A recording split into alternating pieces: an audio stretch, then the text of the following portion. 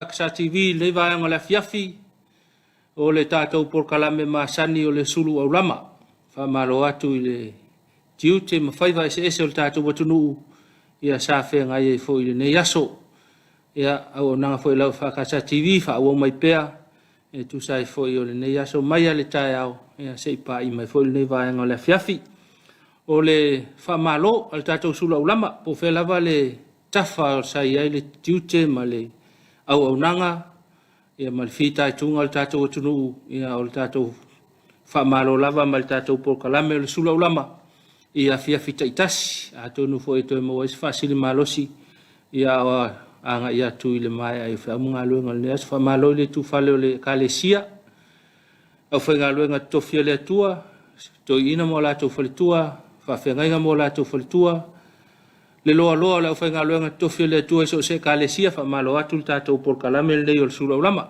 malo lava ia te tau puno wai talo sanga fai pea ia il talsia ino fa mga luenga le tātou tunu fa malo le malo mai ai le o tele le malo se ia pa ia le fa nga luenga matanga luenga le malo fa malo atu mo tiute tau ave fa malo ile au le malo lona masiofo o le suyao mal masiofo o le fono uso le tunu la fionga le palmia sui palmia minister capeneta la fiona fon fetalai sui fon fetalai ia fa pea ia sui fai pule umo le fono uso le tunu fa malo atu fa malo lo fa lulunga fa nga luenga tanga luenga le malo ia fa pea le fa nga luenga atoa ia o nanga matiute sa fenga ile ia so le ngate fo ile fa la poptonga tu ma oti o mtanga luenga pisinisi o lo tautua ina o tātou tunu i so seitu fa malo atu tiute mawhaiva sa whenga e mautou le ne yaso malo lava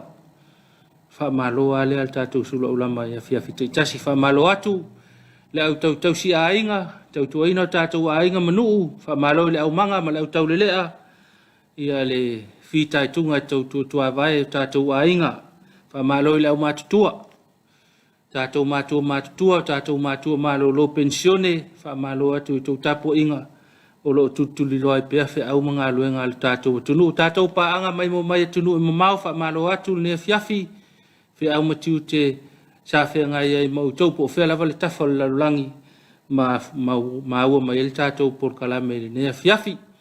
I le mwhai na ngalo le wha malo i lango au tu o tātou porkalame le Suluaulama fa malo atu mtanga luenga pisinisia la manuia maleipa ia fa pe foi tātou fale o loa le SOS ia mali tau tua le papa instant koko Samoa o mawhai e pea tu ina atu le porkalame le Suluaulama ma le fa malo ia Afiafi taitasi fa malo i le tātou lango au tu i au mtiute sa whenga i foi le ne yaso le ngata i lea o le fa aftaitele ona o le lango mai pea mawhai eiru tu ina atu tātou porkalame o le Suluaulama. Ia fo ina meo mana o mia awhea ni tātou whale o loa na o le SOS. Ia whātau sau koko Samoa, whai ngofia mea umamo o e tau le palua e peo na masini ai. Ia ua pei lava o le whai ngor kofe fo i lea na o na tua e leipu vai vela, sa eu, whaasuka, ia tau mawhaloa. Ia whapea fo i lango i fo i porkalame le tātou mtanga luenga o pisinisia la manua maleipa. O lo lango mai pea il tātou porkalame le Afiafi. O tau whaatele a il tātou wha malo le Afiafi. O na o le tapena mai le tātou pano whaatala noanga. I le male matanga luenga o tupe. Al tātou malo po le Ministry of Finance. Ia o lo ngafa ma le vaenga le Samoa Agribusiness Support. Ia o loo tautuaina le tātou tunu inisio vaenga. Ia e ala i le au nanga le tātou mtanga luenga o le tupe po le Ministry of Finance. Ia leu tapena mai le lātou whaatala noanga. I le ne Afiafi, ia e winga fo i ne lātou au nanga. Ia tonu fo i tāua mo nisio tātou tunu i le iai pea ina ia tinae. O loo ngā whatia ia mwhaifo na lango mai ia le tātou vaenga lea o le Samoa Agribusiness Support i lalo le au nanga tātou tanga luenga o le tupe po le Ministry of Finance le ua whaatasi mai ai le sunga ia tonor le maunga ma le sunga ia lene fau I mo le tātou whaatalanoanga i le whapea fo i le sunga e a Tapuala whātou tai al tātou whaatalanoanga lea o le la fo i atu tātou ofisa au tū sina fianga pūpūlava ia ona taliu mai lo lea mo le whaatalanoanga le tātou vaenga leo le Samoa Agribusiness Support i le lalo mtanga luenga le tupe al tātou atunuu i le tātou whaatalanoanga le vaenga le Afiafi atou fo i mai ia whaau pea le tātou Polkolame o le Suluaulama.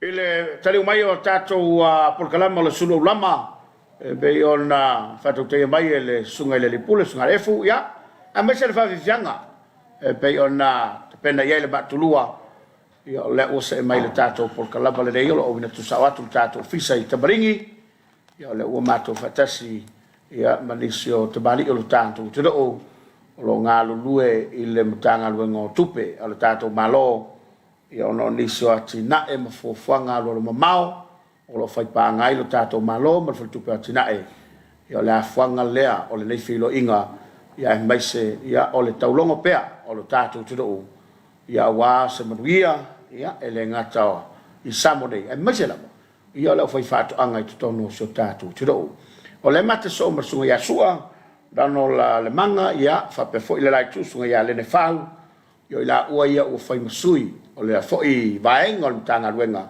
ia wale fa lau loina le nei poloketi mo le silafia e le ngato le kalesia me se fo i fa fonga maua le todo o ia ma pa anga le tatou televise le fiafi ma lo se fo mo ia lo sunga na le ia sa no ngai fa fila iso tatou todo le fiafi ia fa ftai lau fitalanga tapuala ia mole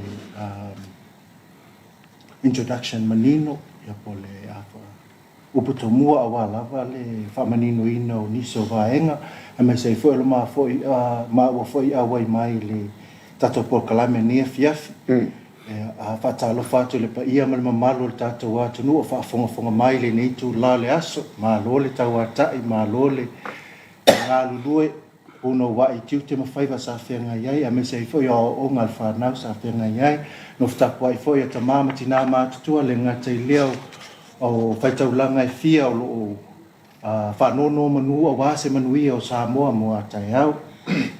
Ia vea ai lo nei leo whatau wa. Whai mafonga tau moli o le awhionga le ministau o tupe. Ia whapea foi ia le awhionga le polisili ma le pulenga ato ai manutanga luenga o tupe. E whai loa atu wa. E whatalo whatua le pa ia ma le mamalo o le tato watunu. Ai. Uno le fia fai loa lava le nei poloketi ia malona tāua awa lava le atina e manuia o se tātou atunu Mali ia whatalo o le fia fai loa atu le ia malemau atunu ia o lo nei tangata whatau wa ia o lene whau o le project manager po o leo lo o waaia le poloketi i le teimi nei o le Samoa Agribusiness Support Project mai fia lava e tuinatu lau o nanga sili wale le sosoni atu nei tātou wati na e lo tau mwhai e mai se lava i tūlanga tau wati na e wha business ia o lo o i tū tauanga vale o lo iei le sunga i a sua le tō whai a sua Donald leo manga o ia o le kone salo le poloketi ma o ia leo lo o whia ngai ma le ngaluenga whita o le tau mwhai e sa ili ni a tātou au whai business au whai whatoanga ina ia mawhai ona sosoani i aile nei polo kalami lo fatu peina ile paltupe o atina o Asia ato ai male malo Australia alo fa tai tapu le nalo tai fa le sa no le wa fa fo mai tatu te do ia ma le fo wa lo mai le mai monga ia ile nei ia Afiafi mana ia tama tatu Yesua le wa mai sa no fa tu lima fa le Afiafi wa fa fo ma wa le todo ai o le fesili le tau fia batu ia ono le ngol tatu poloketi Samoa Agribusiness Support Project mana ia langa ia fa manino ia wangi ka ko au ka ngofo e o mai au ka pola ele me ia ona tatu wanga ia tele si vanga fa mo ia fastai tapuala ia o le Samoa Agribusiness kam fai tu es fa Samoa atina e fa business e fa ngai fu fa toanga ia maka mai lava i lauto ia kalo ulu fai popo se tulo ia va pe fole ava ia mai si lava lauto e ia fola ainga ia mai fai manu palangi ma moe ia me tu alo ma pena ia yo foi la i lo nga osi e fa ngai ia fu fa toanga ia ka pe o le so popo e fa ngai se tu fa si mo le fa smoli ia fa ngai e malu la tino ia e la ve o mai la lo le e fa malu le o le o business i ro fa ngai ia fu fa toanga le lai foi mala wanga e kom fer fala makam ia le ia sa le fala makal ulu pa penga e foi isiro ve fa fala makal termine e fa ngai mele ulu ia male la ko fo lo fa Isaia ia kalo ia mafai ulu ele avenue sila maskalia ia lo fa penga nga awai kongo ko plokeki Lona winga ile sana nga suai le lifa le anga ia fa mo ele nei ile au fai fatoanga. Bela fai vole tonu. Sa tapuala nga le au fatoanga e o le vea i nga tai sami a. E o la fai ango tino plame o e se vole sila le tipi sa le tulanga ai nga la ko la vai ile la fai fatoanga e lo nga ki nga ia fua nga ai me se la ko ile fai fa pisingisi a ka o tulanga le fai fa pisingisi ia sa iri se le ni mau pele tu fasili o bloke kinga sa mata mai do Sulima o mai to sangi ia o tang fai pe o le ingisi to te malatunu ai fai ere fai o fia fo ngai la ko era iki ia fatoanga on awai on nisi ia inga nga va ai tele la vela to le ka ufa Britannia le medium to large scale commercial la ko ifa commercial final business ia ese temi ka kilo ni yaka nga sila fia ela ia le malola tinu nisio hatina o safa penso son ele ka ko plokeki malo fa tai fau ele o te mo le o fa mo le nei la se mata o pulenga malau to sila o nga ilo tatu tu ia fa tai mo fa sili lo fetalanga tapuala tal tonu lava o fesosoani ia mai tatu pa anga mai fafo e tahua te mai a fa pe le ma fai ona tato support ia o le taimi o le sosoani ai o tato lava i o tato nga lulu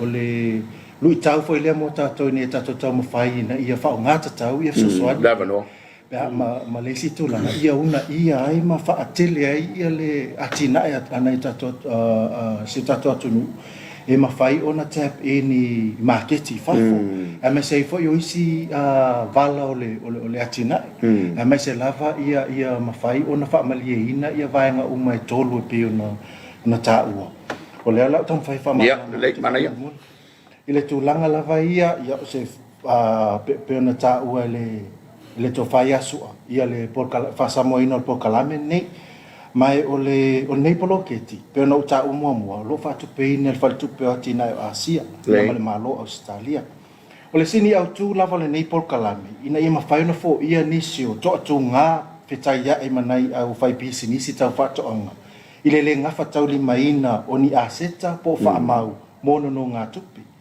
mai tu ina tu se sao le fa le leia o atina e me se le fito pe so ta inga o marketi ato ai mava no fa inga luenga ina ia mafai na si tiar tu lango business ya me sei fo ile matata ma fa le ia fa tawa inga moni tu pe maua inu itua fa pe fo ile tala fa tayo pia o lo lango ina fo ile nei por kalame mo le tina enga itu a inga business e tawa la tu ni vai nga se tol ma o ia vai nga to ia e au fi ai tu langa tau nonga tu pe o le component mo le na po le vai nga mo le na fa le ia le ava no mo no nga tu pe ia maua uma le au fai pisinisi ava no tu sai fa tu pe na ia la tu poloketi mai ono suma 5% o lo sosoani ia le por kalami ai tolu suma 5% le sao le fai pisinisi o le vai ngalo na lua o le au nanga mo le au fai pisinisi mai fa tu pe ina fo ile vai ngalo au nanga o lo mo mia o wale fa le leo tu langa tau pisinisi tau fa to anga ile tu langa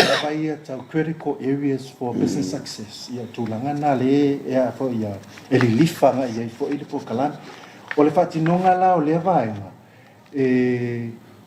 fa tu peina uma lava ele fai business ona tu ina mai lea o famatalanga talafenga ma visiti ma tu no fa pena ia ona ma fai lea ona reimburse peto to tongia tu le valo super sene el polokiti pa fa malia ina ia le ilonga ale ploketi ato ai male office tu pa pena fo i se malienga mai le falto peatina Asia ne ia mafai lo ona matino le tula o le isi fo ila tulanga le vanga lona tolu o le project management o lo ia le isi ona vaenga o le innovation scheme po le tulanga le mo le toi fa le ia pe o le repackaging o po le toi fa pe paina tulanga mo fa pena se tulo ina ia mafai ona le appearance mal physical marketing activities for le product ina ia fai ngofia ona mafai ona accept pe talia e atunu I fafo ilunga at a marketable standard ina ia mafai ona au sia tulanga fa pena fai business e mawhai ai ona maketi atu tatou o loa ngaosi. Ia tu no mamao e me sei fo maketi o lo tau lata mai Samoa. Stu langana. Malo, au ei fau le vala lea.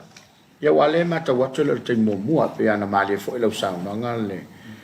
E to tele ni sul tatou tunu u wala to au sia le fa mo o polokete nei.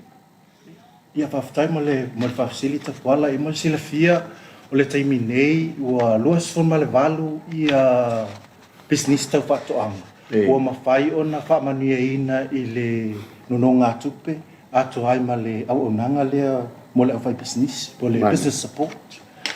A o le toa sfumatas ua mawhai o na tap in na le business support. Ia i se tūlanga tau nonga tupe. Nonga tupe. A o le peo le naunau ta inga lava na po kalami ina ia mawhai o na una ia tato awhai business. Access le finance po le ia mawhai o na mawawa no tu se e afa ia mawai no nonga tupe ma nga whaai no nonga tupe.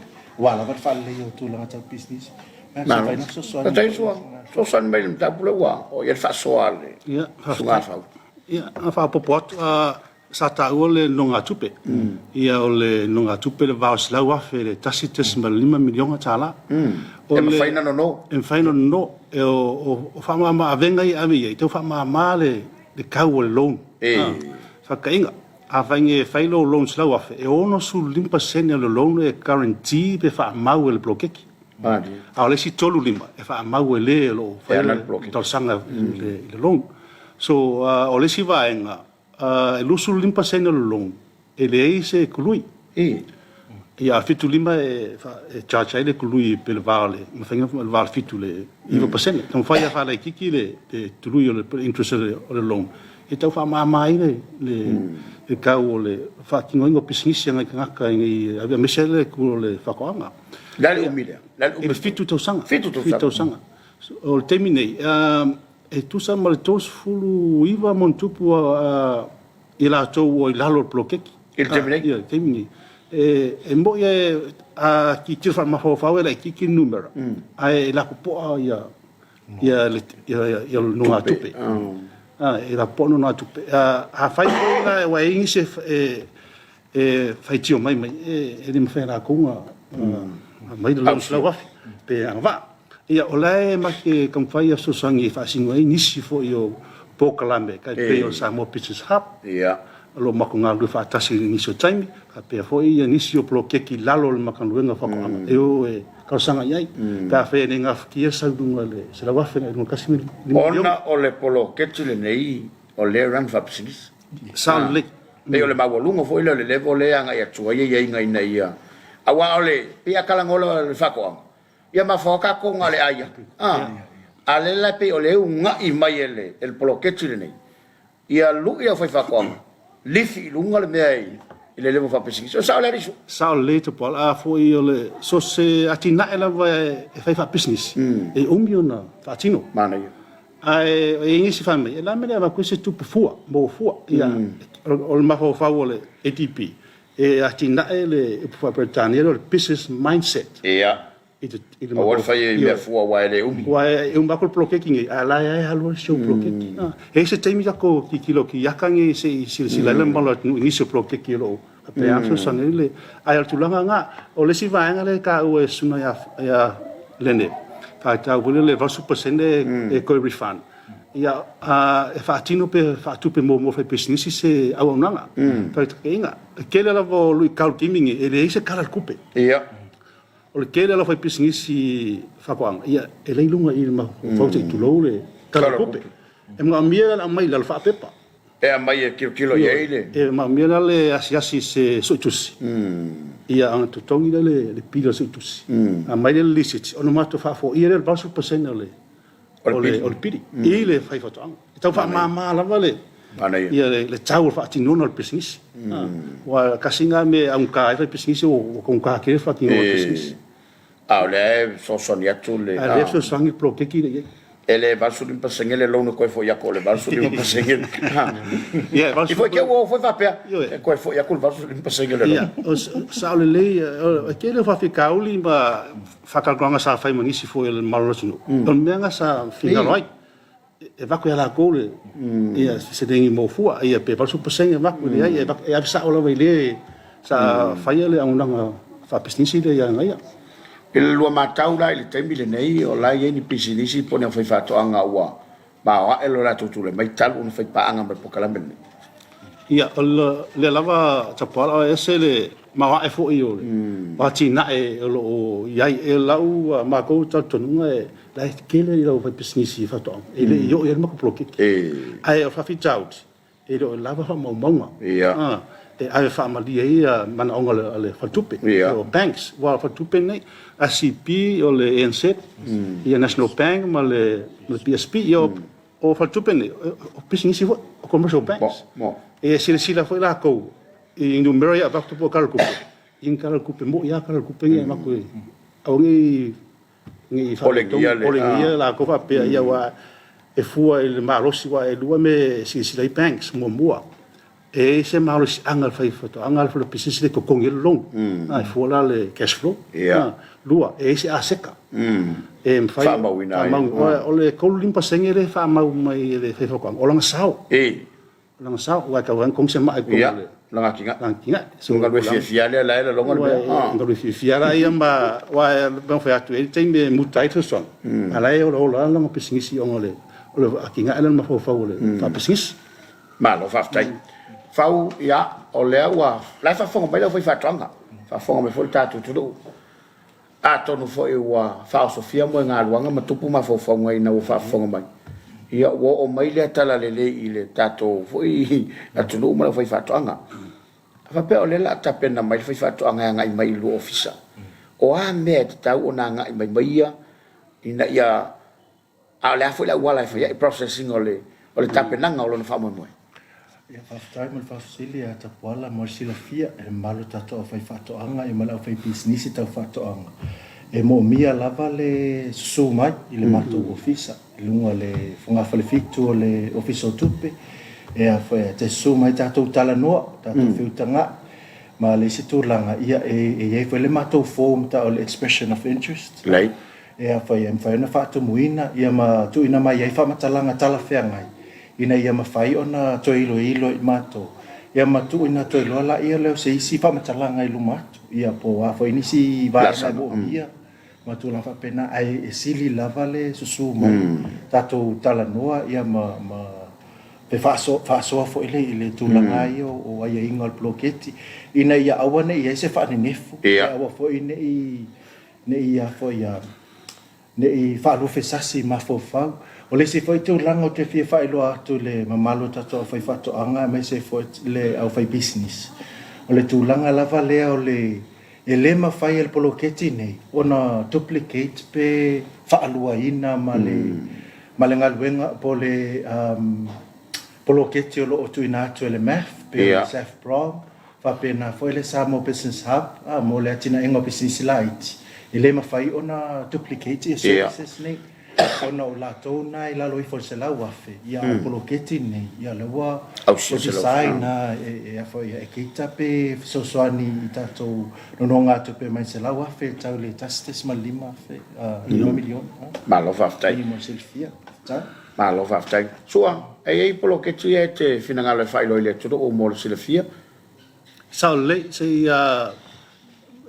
ku menga ko akai fa bole nga ko fam kala kilela ia le lei te tu bai lunga tato wata ia fa mole sanga ina ia failo ile tu fo fanga le tanga wenga ia ole atale mor silfia ole i tanu balala sunshine farm lo ilalo fa malo le compagnie de Frankie Group lei ia ole hydroponics po le o vegetables ma herbs ma lettuce o ola de vai le fanna ku ir polo ke kile lo so son ir polo ke o le vai la le ka mil fa so la ko i laungi o ye le minerale o la le la los palpala le lei fa solo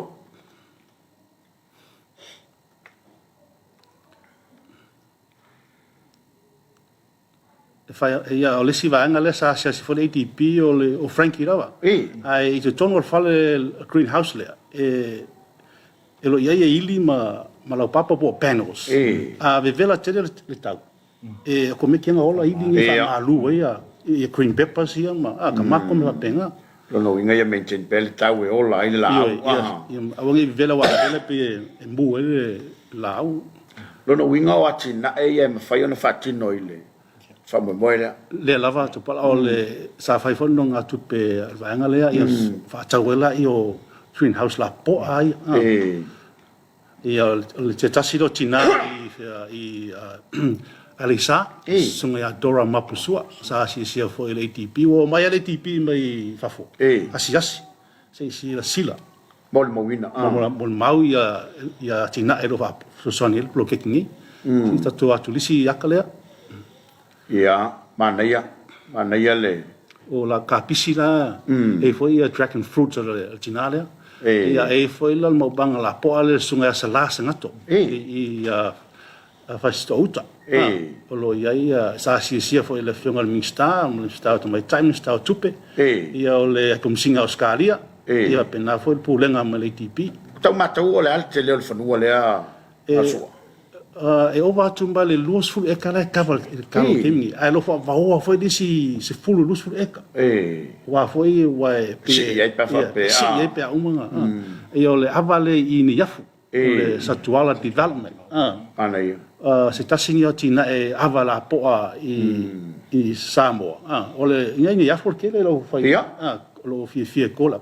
E ma fai onga ava nei le ava foi pe ava le fa kau i fa lolo. Ia pauka. Nga ava di Amerika fai e fola au lo fa moinga e malo i Amerika. E fai e fola au fa e a fa le tons va ngol tinos. Fa lo se masol tino. Fai fa nga ia a resede Ela kola vai foi fola. O mamma me alo ia fola ia le ava ni alu Amerika. Ia mo. So tasinga vai ngoli tur fa to anga e u ia ta vale tonu le. E so sani fo pro ke ki fa no awala. Na fa ona alu fa to anga pe haya me se machine pe excavator. Ia. E so sani. E sunga le ia so tanielu. Ia le fa. Le fa i la no le fa na packing house so sani pro ke ma faia e la packing house fashion la por packing house ia o container si o frozen taro o taro fa aisa uru fa aisa fai lo ave i New Zealand Australia o toina atina ele e alu sunga ia sua fa tau mai ufi kalo uru fa ikua a mai la ia fa ele na fa aisa na ia ma ku container ai fa o ngai fa kai ko kele o mo wa ngo ave fa o le pale pa ale se tu lo le Taro King e alo si strato lo fa pengani e ia size 2 ne ia e ku ese foi ia ese la le che le per tino i la to pani o samanga sunga matai alo o inga le Taro King e le lama e fiu e al foi ngai fa ka mi ku le size 2 mo le atina o nei atina uma ia o mawatu le sosani i le poloketi le pe no lua tala no aima sao no ile nei Afiafi sao le e se sa ia o le si akale i alao i vai lima sunga ia Tom o la inga po to le fo o lona fale fasiman e alu foi fa tau mai ia manu palangi ia pengao ia fai ia steak ese in fa ka okla ia falta malo ia ma fale ainga ia mal malu fola sino fai ma sosis sisi mai tino le no winga o le u fa pisidisi ma la fai fatto anga nei nei ia e nengi fatta le e la ka fa onga le mele foi me mo ia ole fa fole le packing house le sunga so o sin sila ko le packing house o fai la langa ia packing house sa fa ma sing fa nga a chile ia leo fa ia wa e lu al tolu container fa ia ve al masinga fa mana ia ma lo fa tai ia o te va ia tu ia a tono le wa tupu manatu ma tupu ngona ile mata mai le tuno ia o nisi na o pisi nisi mati nai o le soso ni ai le poloketi le dei ilo na fa penga pe nisi vanga te fisa no i fau a le fa mai na tatu kalam tau ngai le sunga sua e fa tai lava ta poala le no le tau sanga tu lava le mamalo tato fai fato anga fai business i tu langa lava i o fu fato anga me so longa os ia mana ia lava le so mai i le matu office le office tu pe le central bank i le fonga fa le fitu o lo ia ia le mātou ofisa tātou whaasoa ma whaali mai foi ia tūlanga o iai tau atina ia po o tala whea unga ma tātou ai inga e mai se ei foi ia ne i mawhai ona whasosani atu po kalame iau tau atina wa lava le una ia o le tātou anavatau ina ia improve the quality of life for all mai se lava ia una ia tātou atina e tau whatoanga nei whaatele ina wa lava teino leonge e mai se ei foi o tūlanga pangati o tātou atu nu e ono o mai se taimi o iluma. Ma whala lava whaftai. Alo whaftai. Sua o le taurunga ina tātou kalama mai le toi saunang. Te lo no ngā tupe whaiwhal tupe mo mia tangata fo ia e whamaunia. E se vanga whapena o tātou mtau. Ia karentoa ia. I lala le plokeki i pena tau a stimo sola e ono limpa senge karentia plokeki. Ia tau fai fa ma su engole karentia le fai fa al tolu lima la e ma fai nga su e mai fai fa e ai la tu e private business karentoa se tulanga ile ma fa wina le plokeki e te o maua e ma fai ona fa ka kainga fai ngi lo sunga lo awol popo e se tasio lo avel popo i fa e fai karentia inga lo le tolu limpa senge na so ye ala tolo e lo business la po ale i taulanga ma fai la ko currency ya no la tolo o lo supply pa anglo supply e ka supply chain currency fai la currency fai fo yo lo sunga exporting ka lo i fa ma fai currency o e sesio o lo exile fia ma fai onga on kong ye se loan pa business ia ke longa la taksinga e mo le faftai sa po mo la vanoa ia tonu o le ia forsanga o tu atu ia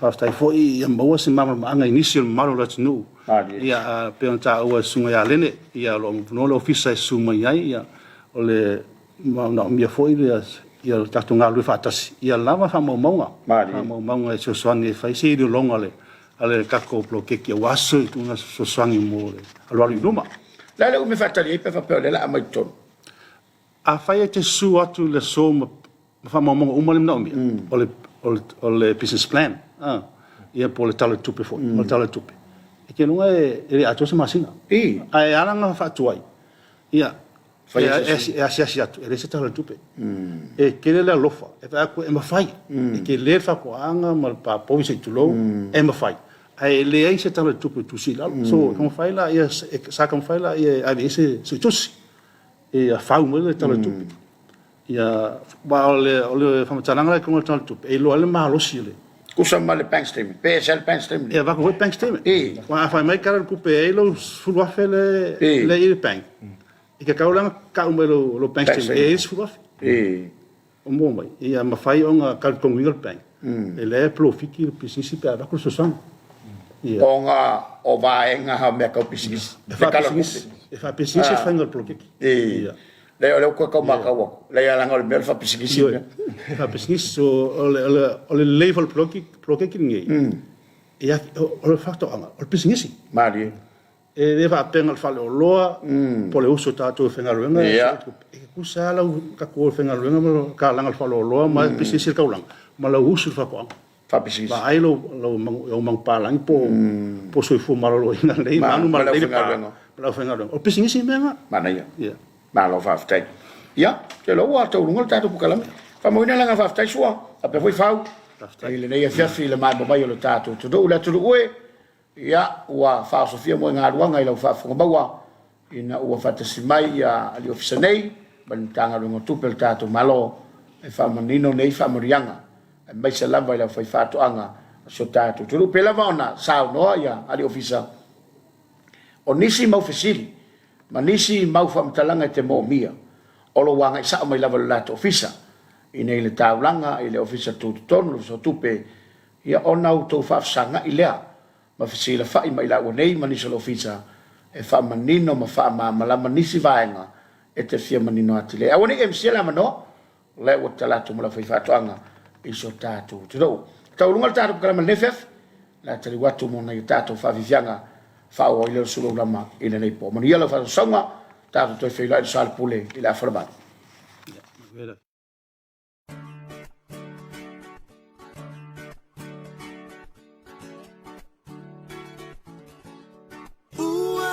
mautonu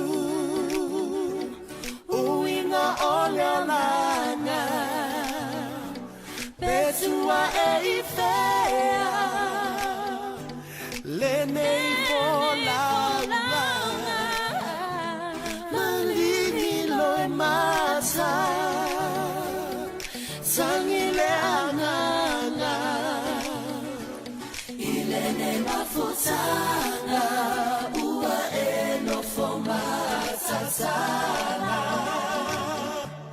Le fortuna toto Malo no no tai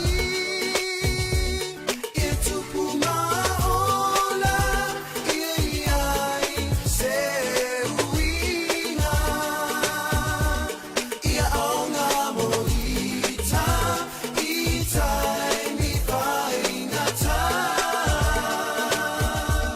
Ua oilo anei Ona o se miti Ele o se me mongoni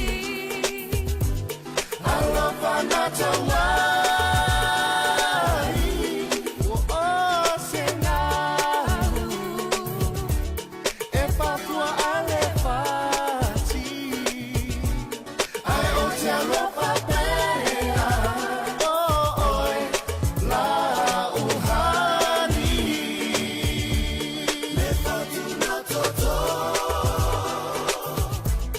Malo no no tai Itupuma ola Iai se uina Ia aonga moita Itai mi whaingata Ia aonga moita Itai mi whaingata Ia aonga moita Itai mi whaingata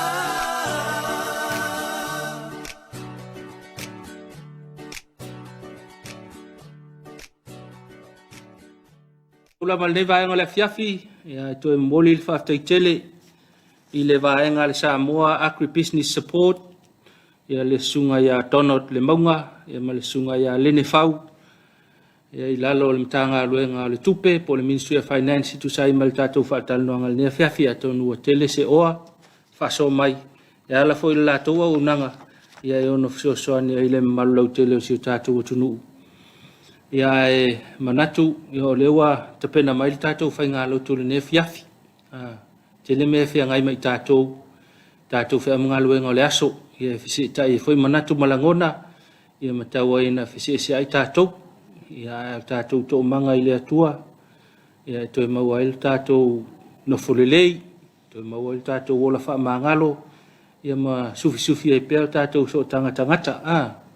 E se mea whale tonu nei aso ia, to ia whailo uso, to whaise lua whale lenga.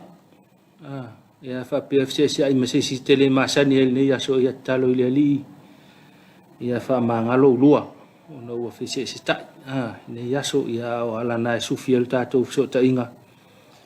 Ia lailo tātou nofo le lei. Ia leo tapena mai le susunga i le whaife au fo mai whaiaonga le sunga ia le sana pala amo, mai le kolisi malua, mo le tātou Tapuaiga o le nei Afiafi. Ia tau iena aluma le mana le upu fola lana uauna, ia whaofino ngofie fo i whamoemoe ma finangalo le tātou atunu se wheau a tau longo ai tātou mai le tala le lei nei vaenga le Afiafi, la tau fo i atu le tātou potu autu, tātou whaafiafianga, sao tupulanga talavou, vivinga o le atua, tali ai, le tātou Tapuaiga i le ne Afiafi le tūlai ono, ia manuia le Tapuaiga, ia ma le whaafongafonga, ia manuia fo i le fola a le ona le atua, le ato matau ina i le tātou Tapuaiga le ne Afiafi, toi fo i mai, ia whaau pēl tātou por kalame.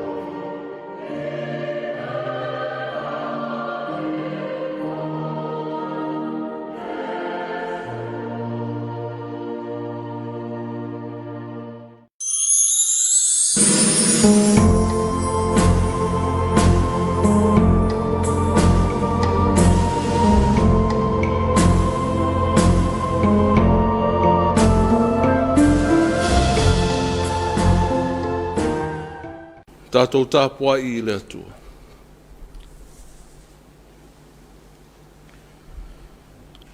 O le ri, o lo leo māmoe o ia, le se mea o te mativai.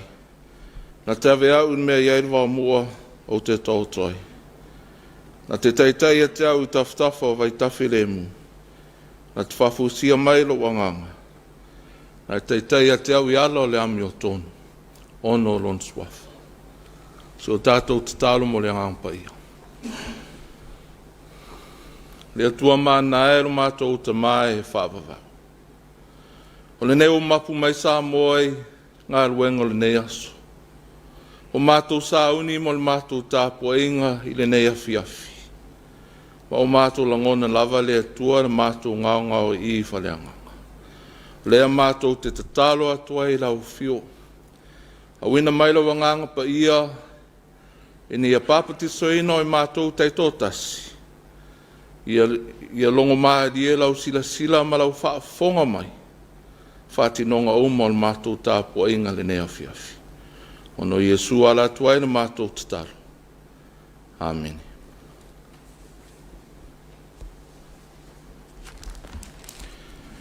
O le whaita wina o le tuspaia, tusfilfilia mo le nei aso. Pe ona whaasino mai le tuswhaita waso. Tupu mua non tau po sulmartolu. Whaasino le foi po sulmartasi a ngai le tolu sulmarwha. O le au whaita wina nei foi upu. Mai le sulmarwha si o sulmarwaru.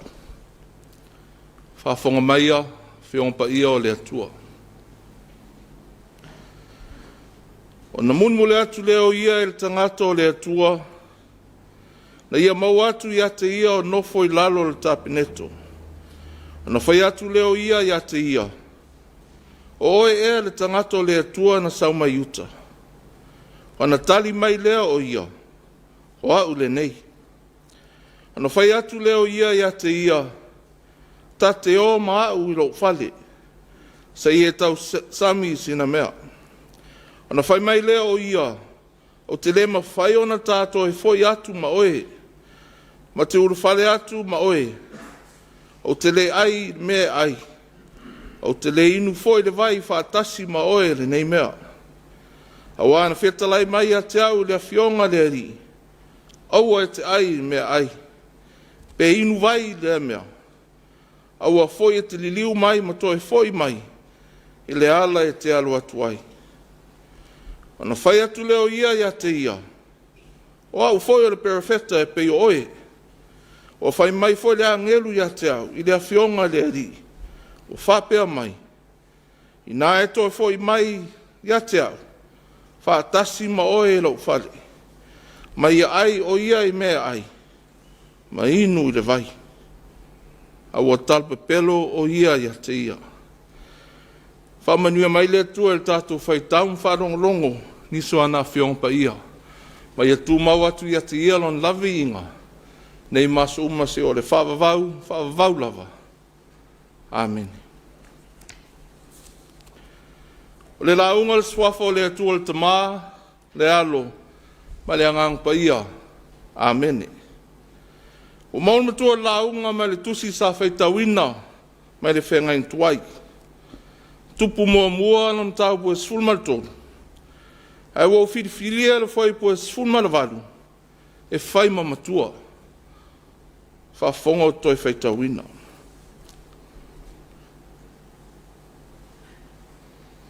O na whai atu leo ia te ia. O au whoi le perafeta e pei oe. O whai mai whoi le angelu ia te ia le awhionga le ari. O whapea mai. I nā e toi whawhoi mai ia te ia. Whaatasi ma oe lau whale. Ina ia ai o ia I mea ai. Ma inu le vai. Aua tala pepelo o ia te ia. O le manatu au tua ma whauwhaunga mo le nei Afiafi.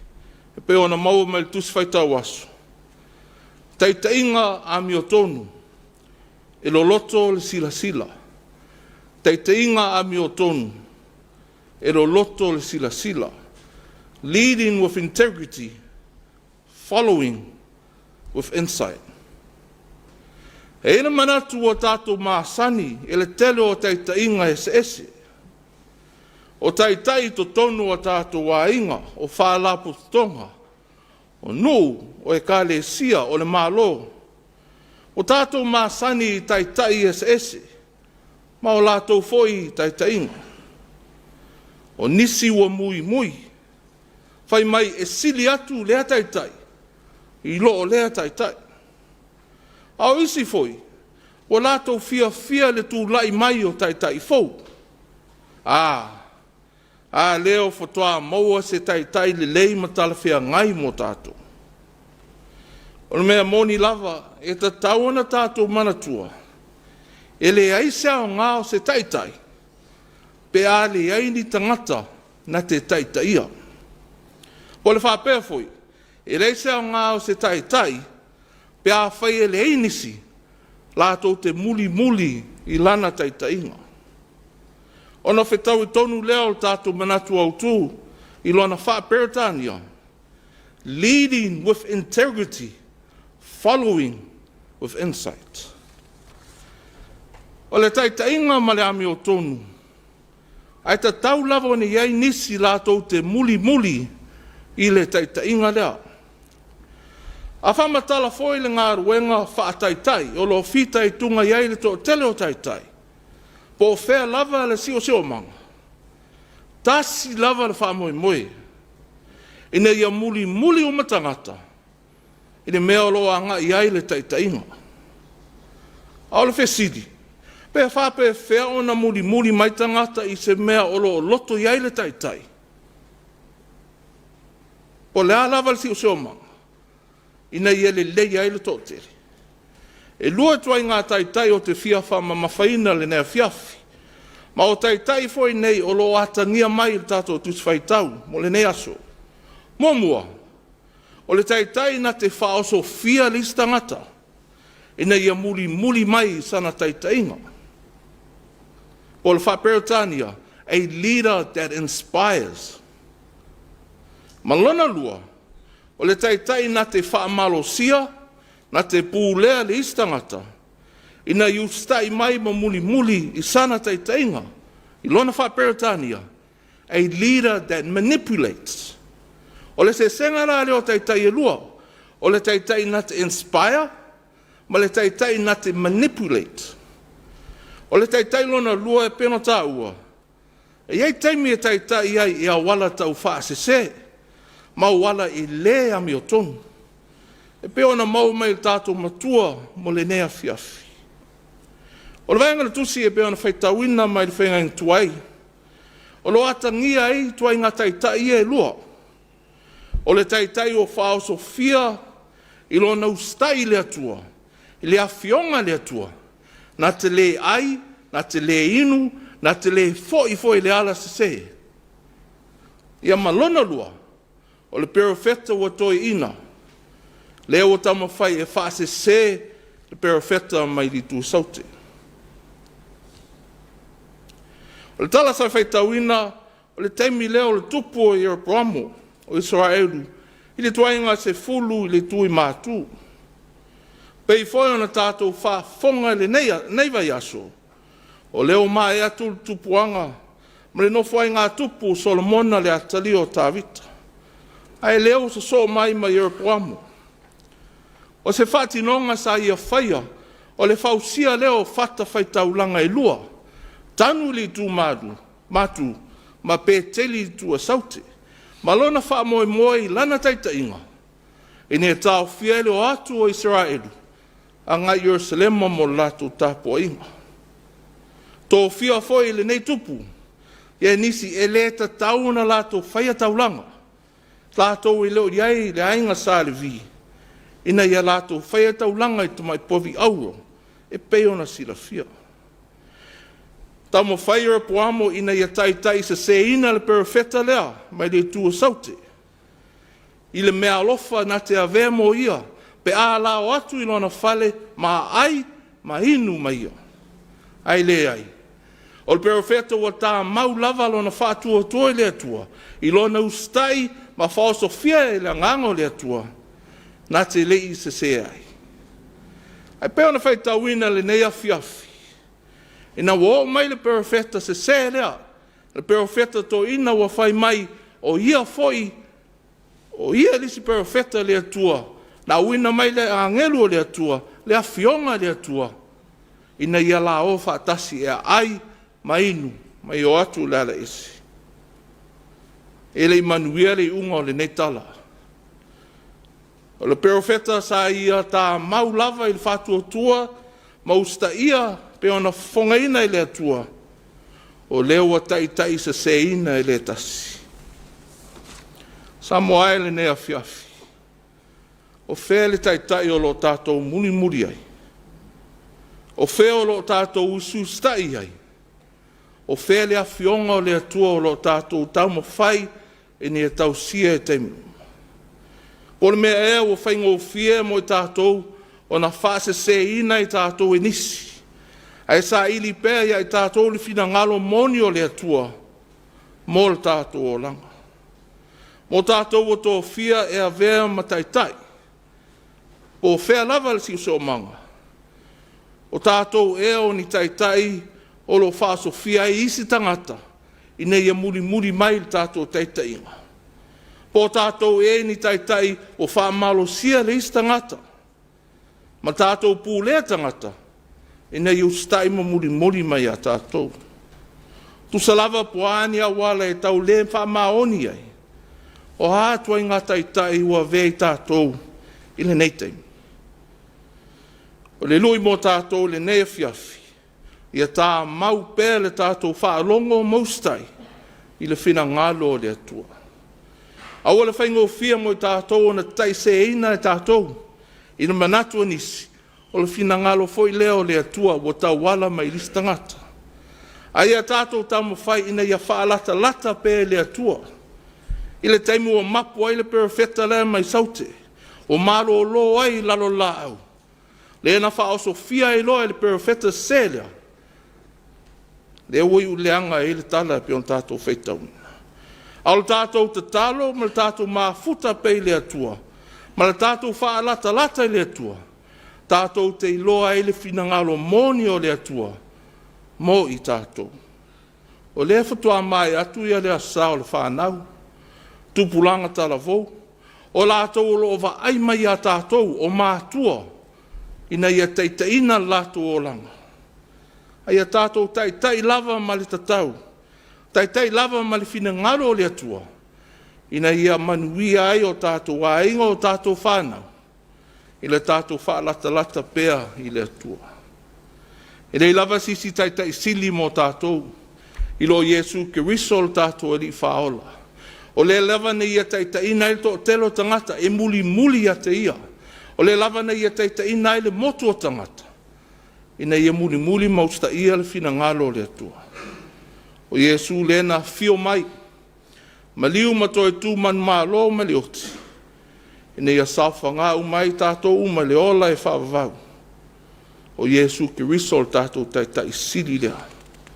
Ia ina pei tātou umai le atua e ala i lana upu. Ta wala mai le anganga o le atua. Tātou te mauti no ai ma le whamaoni. I tātou whai uma o lo whaia le atua. Ia veo tātou inga. Masulu, ma malama lama ma le tō telo tangata. Tātou lo wa ai mai a tātou. Mō le inga a ngai le atua malona malo. Ia tu maua tu le atua lon lavi inga. Nei maso uma se o le whaavavau lava. Amen. Tātou pese le atua, pese tolserau valsfulu, pese tātou te pese.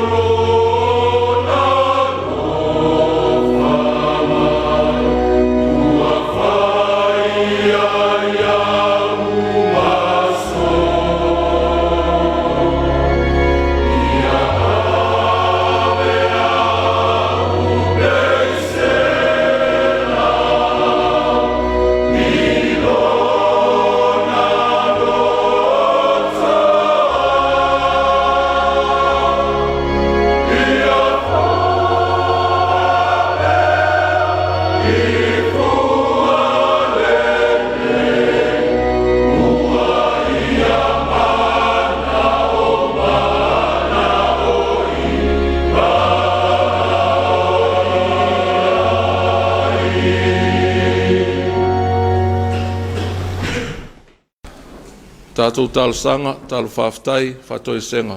Tui nātu nisi o maraonga I le atua, tātou ifumatatai. Le atua mana e lo mātou tamae whaavavau. O lau fio lava le atua le lofa fua ma le lofa muti vale o malava. O lau fio le atua na e whai le langi ma le lalulangi, ma me o malava lo tumuai. Mātou te whaftai le atua mo Samoa na mātou tofi. Whaftai le atua mo ngā ruenga le nei aso. Nei ua mātou maro lo ma mapu nisi o I mātou. Me ngā ruenga whiau mtiute o le nei aso. Whaftai le atua mo le ano ai au whamanianga ese o e whai mai o mātou lima. Ia tina e ai o mātou a ingo nu e ka re sia whapera malo. Whaftai tele le atua e le whafauina o le mātou malosi. E te alofa mai pēr lava I mātou mai tausia I mātou tu salava malo whai. Whaftai le atua ma lau tala lei. O leo ao ai Samoa I lau alofa malo wanga lelei. Whaftai mo ngā ruenga e kāresia ke usiano I Samoa whapea tunu mau. Mātou mau ai la tala I mai o tala lei. Tu sa mga ruenga mana lau e kāresia. Whaftai mo lau tuspa ia. Peo na mātou whaitawina mātou mawhau whauru loto I aile ne Afiafi. Whailea msulu o mātou vai malam lama o mātou wala. Whaftai mo ngā ruenga mana lau ngangpa ia. I lona whesosoani I le mātou vai. Whamalo si au I mātou. Tai te inai mātou I le ami o tono te tau na mātou whaia. Si silo na mātou whaftai le atua. Ono Yesu Kiriso na mātou ali whaola. Whaftai ono le tongi ola wia whaia mo mātou se uma. O lo lofa tu noa mātou manuia I le ola e whawava. Tu mau I lau fio le atua le vi inga ma le whamanu. Nei se o le whawavau lava. Te leanga sala o Samoa mai mātou uma le atua. Te leano mātou pa ui tu ina nau le neolanga. O au noa na mātou wha moe lau fio. O mātou teita ingo o wha moe lava I mātou. O au noa na mātou tāpā lau sosoani ma lau finangalo.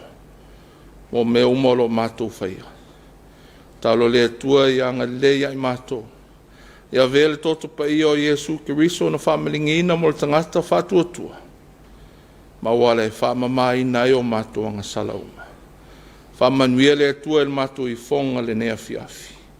Ia anga le leile atua ia Samoa. I ona taitai whanamalo, taitai whale kalesia. Taitai o nuu mainga. Ia alofa le atua. Ia whawai lava o mātou whai unga uma. I le ami o tonu mai lau fio. Musu ina I mātou I lau lava fina ngalo. I tau mamao mai mātou o leo le tau whaasese. Ai a whaavai lava I lau fio mātou whai unga uma. Loto I le alofa I mātou le li ie. Tu sama mātou whai unga. Talo le atua I e whamanuia I a Samoa. I ona tangata anu.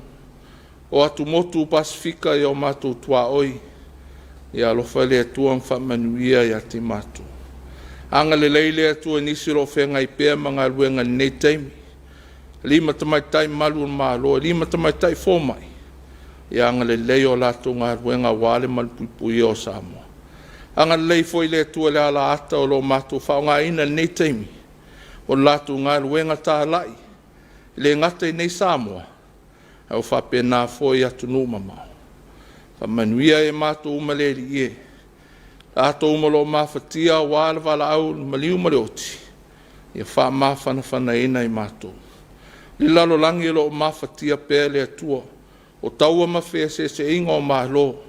O le wha mai o lo mātou tamwhai mātou te ola whātasi. Mātou te wha moe lava I lau fio le atua. Mātou te manu I ai. Talo foi moe lato umolo tulia lato whaasalanga. Tan malala ma to ese. Mātou tausi ma whangalele. Lato umolo whengai ma mai o le tino I maota E ngasi. E whamanuia o le mātou tama. Nisi o a mātou tatalo. Whatasi ma tatalo I o mātou lava loto. Ina he whaia pēlo fina ngalo le atua. Ai leo sa mātou whatau anau. Ono Yesu wala tuai na mātou tatalo. Al manuia mar file mua lau fio le atua na mātou tama. Le lofa silsile eso Yesu Kiriso na mātou li faola.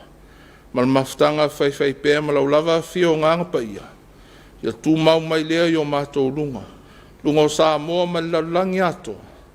Nei maso uma se o le whaavavau lava. Amen.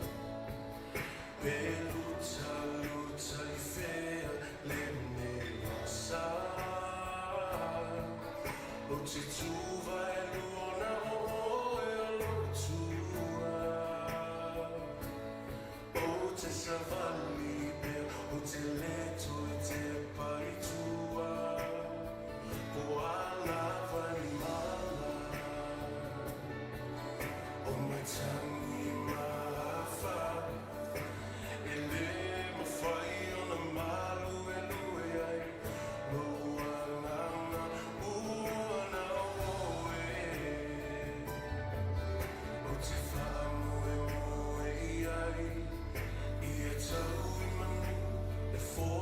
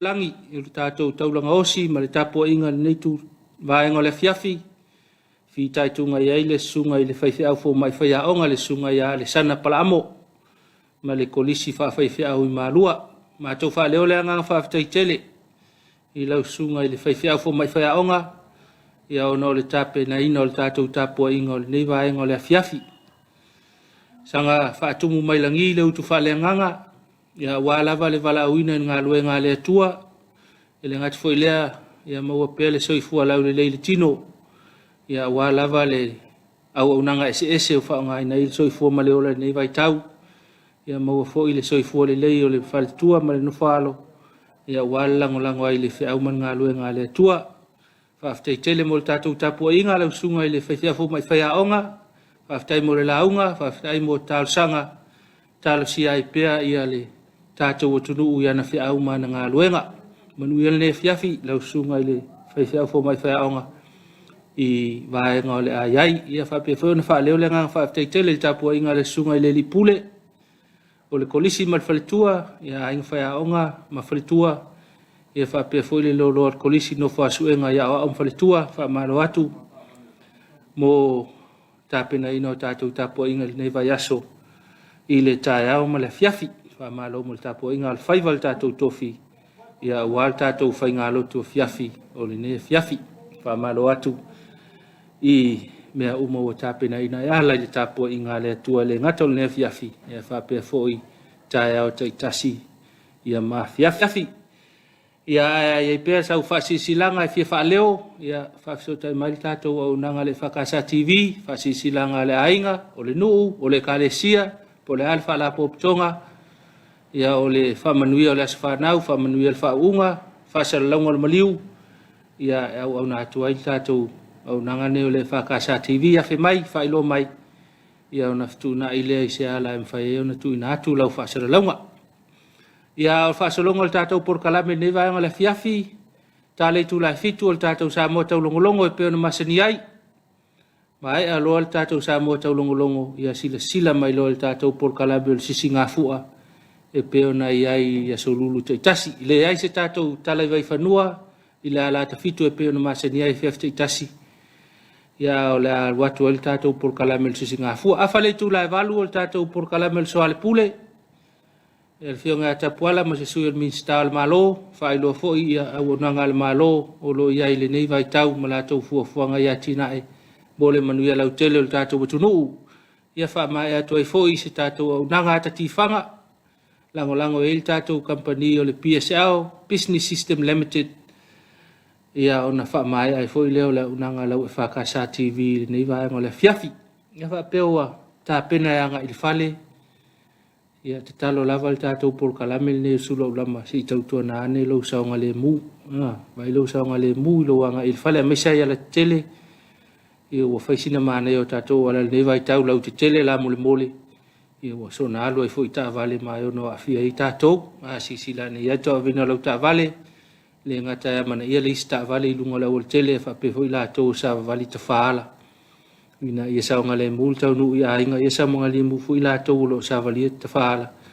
Le ai se whaala lave whapole ina i tātou le wha ingo le nei aso.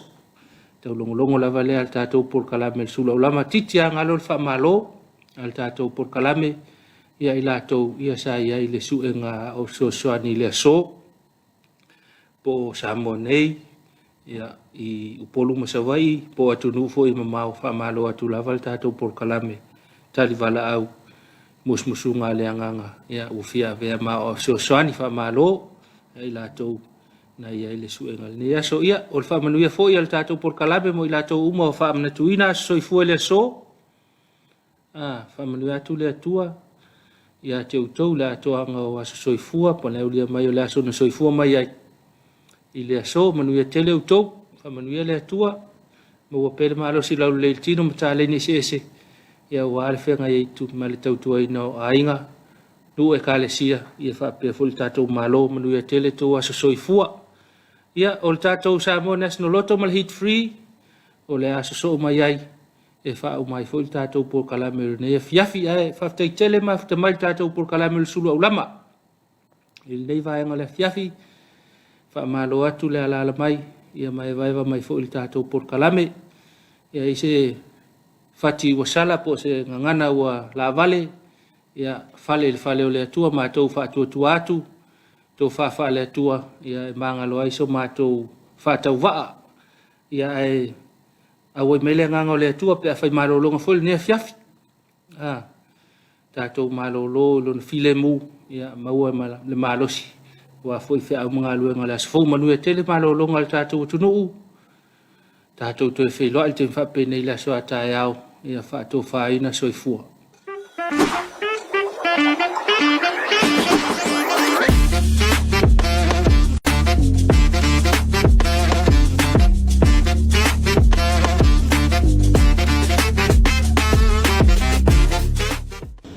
Se fatalo fat Samoa li nei tu la leaso, mos fa poponga fo inei lau sei masani, lau Samoa National Hit 3, luna sei numero 5 fun malvalo, vala awa tuloi li malon malo so mai, awa se aki no tato maa. Au fanga solo se aki no tato maa, famana toa vanua ne mfayone eta alo mai ai, masa ili mai ai so laki. Avanua mua, ole straight, tolu numero sa sao, box, tolu numero laki so se faatulanga ina. Front bear, lua numero sa sao ile pito luma. Back bear, numero sa sao lua ile pito tua. Le lucky one, numero tasi ile pito luma.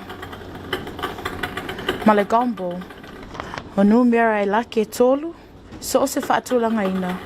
E alfia i male straight.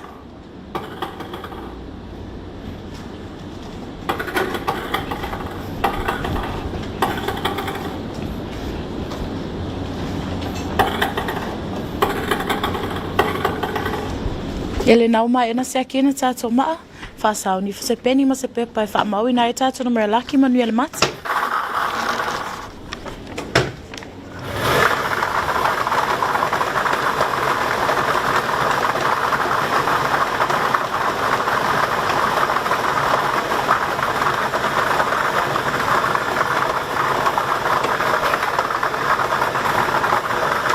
Tato numero mo le numero 5. Our first winning number is number 4. Tato numero lona lua le numero 5. Our second winning number is number 5. Le tato numero muli o le numero 1. And our third winning number is number 6. Toi whaafonga mai o numero laki nei, numero 5, numero 5, ma le numero 1. 5, 5, 1. Ele nasa mol fai wina na lau se ili nei aso tuli tau me le aso te au, man ia telefo whango te nei aso to wha soifo.